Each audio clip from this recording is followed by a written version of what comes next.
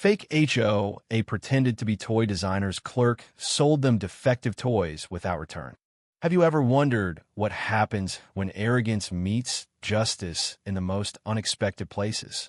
In the heart of Maplewood's bustling toy store, Toy Haven, the air was thick with excitement. Shelves brimmed with colorful action figures, puzzles, and plushies, drawing families from across town. But on one fateful Saturday, the cheerful hum of the store turned into a storm. Karen, a sharp-tongued woman with an air of entitlement, stormed through the entrance, her heels clicking like a metronome of fury. Trailing her was her HOA board, three women, Linda, Susan, and Margaret, each clutching bags of toys, their faces set in smug determination. They weren't here to shop. They were here to dominate. Karen, the self-proclaimed visionary of the group, had a plan. For months, their HOA had been moonlighting as toy designers, pitching shoddily crafted prototypes to local stores under the guise of a startup called Playbright. Their pitch? Exclusive, handcrafted toys that promised to revolutionize playtime. In reality, they've been buying cheap, defective toys from Toy Haven, repackaging them with flashy labels, and selling them at a markup to unsuspecting parents. Their scam had gone unnoticed until today. The trouble began when Karen slammed a bag of broken toys onto the counter, startling Mia, the 22-year-old clerk who'd only been at Toy Haven for 3 months. "These are defective," Karen barked, her voice slicing through the store's chatter. "We bought these for our designs, and they're garbage. We demand a full refund now." Her HOA posse nodded in unison, their arms crossed, eyes narrowing at Mia like hawks circling prey. The toys dolls with missing limbs, cars with broken wheels, and puzzles with warped pieces spilled across the counter, a testament to their shoddy scheme. Mia, though nervous, stood her ground. She adjusted her glasses, took a deep breath, and checked the receipt Karen thrust at her. "Ma'am, I'm sorry, but our policy clearly states no returns on clearance items. These were sold as is, and the receipt shows you purchased them from our discount bin." Her voice was steady, but her hands trembled slightly as she pointed to the fine print. Karen's face reddened, her eyes blazing. "Do you know who I am?" she snapped, leaning over the counter. "We're professional toy designers. Your junk ruined our prototypes, and you'll pay for it." The store grew quiet as customers turned to watch. Karen's outburst escalated. She swept toys off the counter, sending plastic pieces clattering to the floor. Linda chimed in, "This is fraud. We'll sue this place into the ground." Susan and Margaret added their own venom, accusing Mia of sabotaging their business. But Mia, despite her youth, wasn't fazed. She'd seen the receipts, and something didn't add up. Why would professional designers buy clearance bin toys for prototypes? Here's where the twist came. Unbeknownst to Karen, a regular customer, Mr. Thompson, was in the store.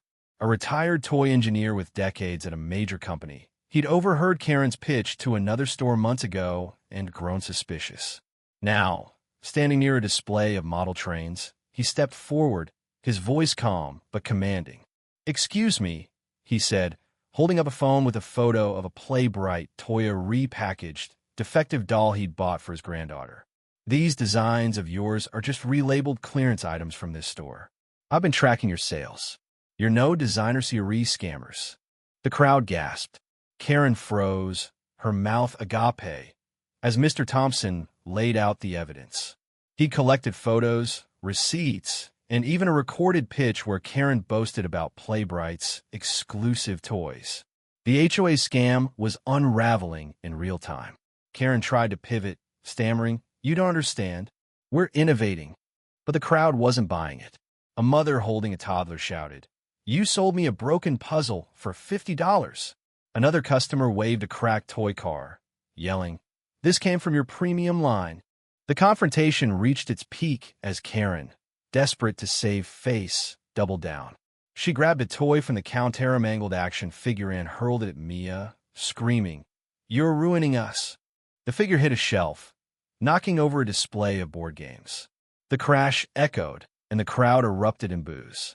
Mia, now backed by the store manager, Sarah, who'd just arrived, held up her hand.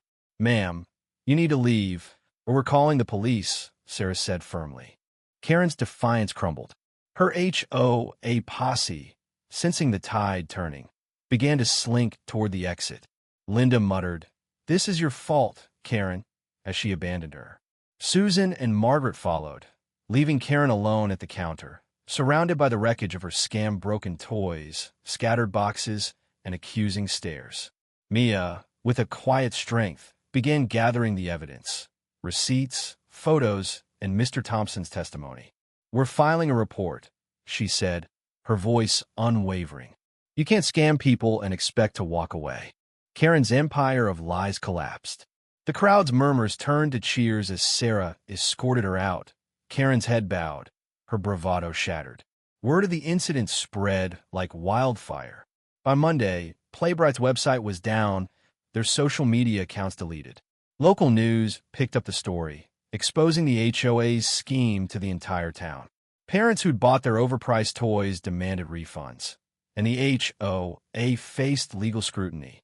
Karen, once the queen of her cul-de-sac, became a pariah, her reputation in tatters. But the story didn't end with Karen's downfall. Mia, inspired by the ordeal, started a toy repair workshop at Toy Haven, teaching kids how to fix broken toys and sparking their creativity. Mr. Thompson volunteered, sharing his engineering expertise, turning the store into a hub of community and innovation. The broken toys Karen had exploited became symbols of resilience, transformed into new creations by young hands. What started as a scam ended as a lesson. Truth has a way of catching up, and justice, though sometimes slow, is relentless. Mia's courage and Mr. Thompson's vigilance reminded Maplewood that integrity outshines arrogance every time. So what do you think? Was Karen's downfall deserved, or did she deserve a chance to make amends? Share your thoughts. Where do you stand on the line between accountability and redemption?